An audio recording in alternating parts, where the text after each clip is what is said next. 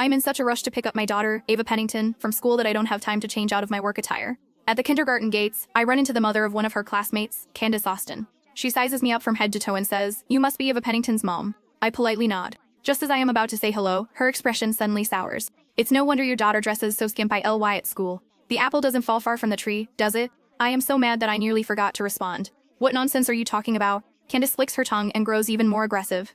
"Nonsense? Your daughter wears skirts to school every day. She's distracting my son so much that his grades have slipped." Her words leave me utterly speechless. How is her son's failing grades somehow Ava's fault? When I don't respond, she gets bolder. "Look at you dressed from head to toe in cheap junk. How can you afford to send your daughter to this elite kindergarten? You must have pulled some shady strings to sneak her in through the back door, didn't you? Has she lost her mind? Since when does Ava need strings to attend the school I built?" "Wash your mouth, Mrs. Pierce," I snapped. "Your son's grades are slipping because of his own issues. It's not anyone else's problem, so stop blaming it on others. I suggest you take him to the doctor to get his head checked." I was usually mild-mannered, but I wasn't a pushover. My retort caught Oliver Pierce's mom, Candace Austin, briefly off guard. She froze for a beat, then pointed at me and shrieked, "How dare you insult my precious son? Look at you dressed up all indecently. You must work at some shady club. Besides, your daughter's barely 5 and wearing skirts at her age. What's that for if not to lure boys?" I couldn't believe this. My office attire was modest and conservative, so how was it indecent to her? To make matters worse, a few nearby parents sided with her. "To be fair, Mrs. Pennington, her skirt is indeed a little short." "True. Boys mature early these days, so that isn't a great influence."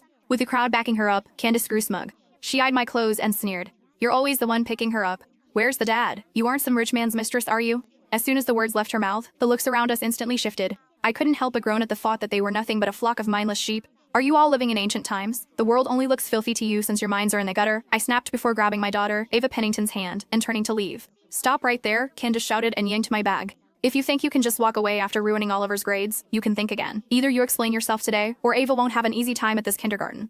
I'm telling you, Ms. Davies is my best friend, and her family is a shareholder. All it takes is just a single phone call to get Ava expelled." I thought of how Ava had come home a few days ago, looking upset and telling me that the new homeroom teacher didn't like her. A cold laugh escaped my lips. Since when did my kindergarten have a nepotism hire? I had to look into it since a teacher without professional ethics would poison the kids and ruin the school's reputation. "Fine," I said.